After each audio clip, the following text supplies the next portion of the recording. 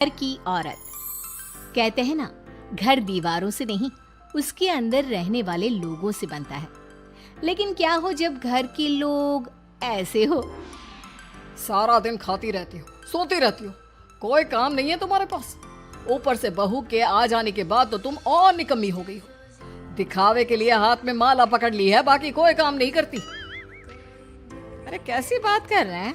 अब तो बहू आ गई है, अब तो मेरी बेइज्जती करना बंद कर दीजिए।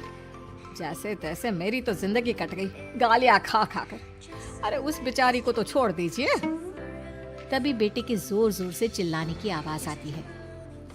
कहा था ना तुमसे रिजाइन कर दो, क्यों नहीं किया? और ये पर्स लटका कर कहाँ निकली? चलो कमरे में काम करो घर का। बहू बेटे की लड़ाई सुनकर सास ससुर बाहर आ जाते हैं। सामने खड़ी होती है नई नवेली बहू रीमा। देख लीजिए माँ जी, शादी से पहले तो मेरे माँ पापा के सामने कहा था कि शादी के बाद नौकरी करने देंगे, लेकिन अब क्या कह रहे हैं? तो तुम माँ जी को क्यों बोल रही है बहू? तब उसका मन रहा होगा, अब नहीं है। पर पिताजी, उसके मन से मेरा करियर तो नहीं चल सकता ना। ससुर को बहू की बात पर गुस्सा आ जाता है। वो बेटी की तरफ देखता है। पापा से जबान लड़ाती है, रुक। ये बोलकर वो पत्नी को खींचकर कमरे में ले जाता है और बंद कर देता है। ये सब देखकर सास दुखी हो जाती है। पति के जाने के बाद सास बेटी से कहती है, देख बेटा, अब जमाना कुछ और है। तेरे पिता ने घर में औरतों की कद्र नहीं की, लेकिन तू ऐसा ना बन। शहर की समझदार पढ़ी लिखी लड़की से शादी की है तूने, उसका ख्याल रखा कर, तमीज से पेश आया कर। जा, बहू को कमरे से बाहर ले आ। लेकिन बेटा नहीं मानता और बहू कमरे में सारा दिन बंद रहती है। शाम को बेटा बाहर जाता है कि सास चाय और बिस्कुट लेकर बहू के कमरे में जाती है। बहू बेटा ये ले, चाय पी ले। रो रो कर कैसी शक्ल बना ली है बेटा। माँ जी, ये कैसे लोग हैं? आप कैसे मैनेज कर रही हैं? ऐसे थोड़ी ना होता है माँ जी। घर की औरतों को तो पिताजी और ये इंसान समझते ही नहीं। क्या करूं बेटा, मैंने तो जैसे तैसे सह लिया, लेकिन तू ना सहना। दोनों बात कर ही रहे थे कि ससुर आ जाते हैं। अच्छा, तो अब बहू को भड़का रही हो? बहुत दिन हो गए मार खाए, अब क्या बहू के सामने खाओगे? जाओ यहाँ से, और जरूरत नहीं है ज्यादा इस लड़की को सर पर चढ़ाने की, समझी? बहू को ससुर की बात पर गुस्सा आ जाता है, लेकिन वो कुछ नहीं कहती। आए दिन बहू देखती है कि कैसे उसकी सास और उसके साथ उसका ससुर और पति गंदा व्यवहार करते हैं। फिर एक दिन, ये क्या बनाया है? खाना बनाना नहीं आता क्या? ये बोलकर वो खाने की भरी सारी थाली फेंक देता है। अरे बेटा कोई बात नहीं, शांत हो जा, मैं अभी बाहर से कुछ मंगवा देता हूँ। हाँ पापा, ऑर्डर करिए। ऐसे खाने से तो पेट भरने से रहा। वैसे खाना तुमको बनाना आता नहीं और बाहर जाकर नौकरी करना चाहती हो। अरे तुम जैसे को तो पूछते भी नहीं है बाहर। बहू को पति की बात पर गुस्सा आता है, तभी सास बोल पड़ती है। तेरे से ज्यादा पढ़ी लिखी है, वो तो तूने इसे कहा था कि तू नौकरी करने देगा तो तुझसे शादी कर ली, वरना ना ही करवाते इसके माँ बाप तुझसे शादी इसकी। और कमाती भी ये तेरे जितना ही है बेटा। बहू हैरान रह जाती है कि जो सास खुद के लिए एक बार भी खड़ी नहीं हुई, वो उसके लिए बेटे को भी भला बुरा सुना रही है। उसकी नजर में सास की इज्जत और बढ़ जाती है। वो सास को देखकर ये सब सोच ही रही थी कि उसके कान में एक जोर से चांटे की आवाज आती है। किसको किसको मार पड़ी? वो देख ही रही होती है कि उसकी नजर जमीन पर बैठी सास पर पड़ती है। अभी तो धीरे से मारा, फिर जुबान खोली ना तो ऐसा मारूंगा कि कान के पर्दे फट जाएंगे। सास रो रही थी। बेटा और पति वहां से चले जाते हैं। पिताजी अच्छा किया माँ को जोर का चांटा लगाकर। आगे से जबान खोलने से पहले 4 बार सोचेंगी। बड़ी आई। दोनों हंसते हुए वहां से निकल जाते हैं। बहू सास को उठाती है और पानी देती है। मैंने ये दिन रोज देखे हैं बहू, लेकिन तू नहीं सहना। तू अपना जीवन अपने अनुसार जीना। शादी के वक्त मैंने तेरी माँ से बात करने की कोशिश की थी, उन्हें बताया था, लेकिन वो नहीं मानी। बहू सास को पकड़कर रोने लगती है। वो इसलिए नहीं मानी क्योंकि वो मेरी सगी माँ नहीं है। माँ जी, जिस तरह से आप मेरे लिए खड़ी हुई है ना, मेरी माँ भी नहीं हुई।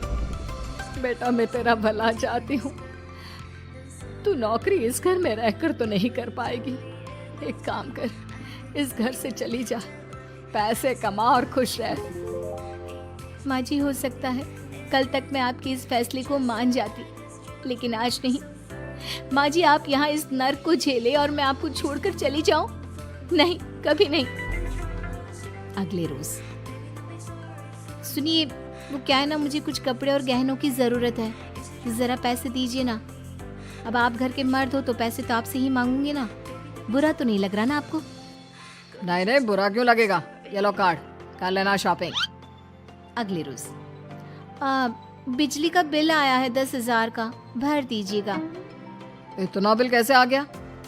बेटा वो क्या है ना, सारा दिन बहू घर में रहती है तो कमरे में एसी और टीवी चलता रहता है। अब कम से कम बाहर जाए तो 4 पैसे कमा कर लाए, लेकिन हम लोगों को थोड़ी ना औरत की कमाई खानी है, वो तो मर्द ही करता है ना।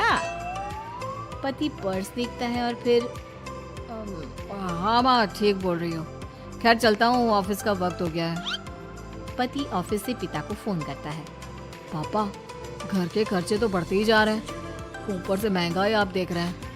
मैं सोच रहा हूँ क्यों ना मीना को नौकरी के लिए हाँ कर दूँ, 4 पैसे ही लाएगी ना घर में।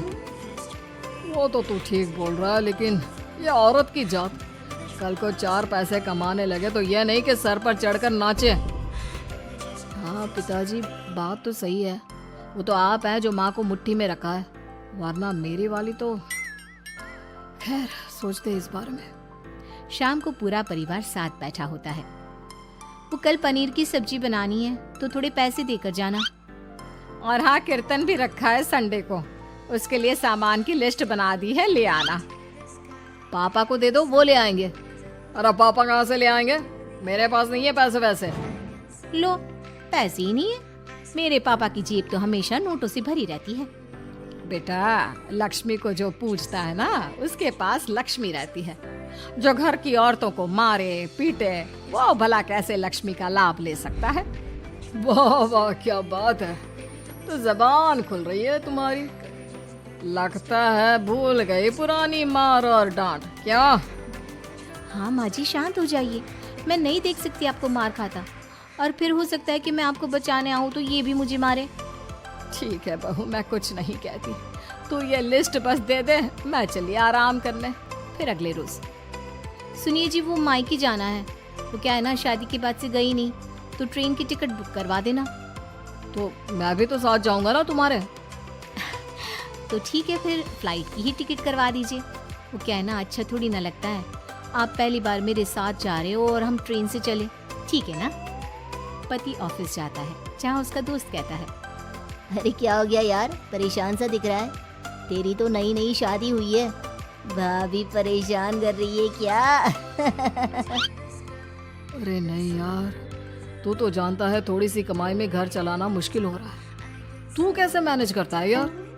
कैसे क्या यार, तू जानता है ना मेरी बीवी रिया को, वो टीचर है, फिर घर में ट्यूशन करती है, साथ में बच्चे भी पढ़ लेते हैं। यार, घर नाम की गाड़ी दोनों पहियों के साथ चलने से ही चलती है, वो भी कमाती है और मैं भी, और चल रहा है घर बस। पति को दोस्त की बात समझ में आती है, लेकिन पिता का ज्ञान कैसे भूल सकता था? भाई, कल को सर पर चढ़कर नाचने लगी तो। शाम को घर आता है, जहाँ उसकी बुआ और उसका बेटा बैठे होते हैं। अरे आ गया लल्ला, कैसा थका थका सा लग रहा है, सब ठीक है ना?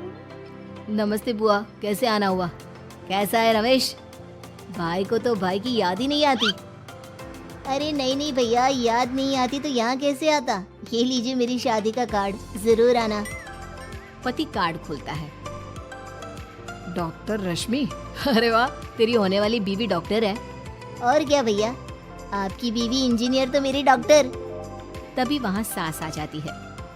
अरे जब घर में ही बिठाना है बेचारी को, तो काहे का इंजीनियर है, तो काम वाली ही, घर का काम करती है और आराम। इतनी पढ़ी लिखी लड़की को घर पर क्यों बिठा रखा है? अरे बहू कहीं झोला छाप डिग्री तो नहीं लेकर आई है?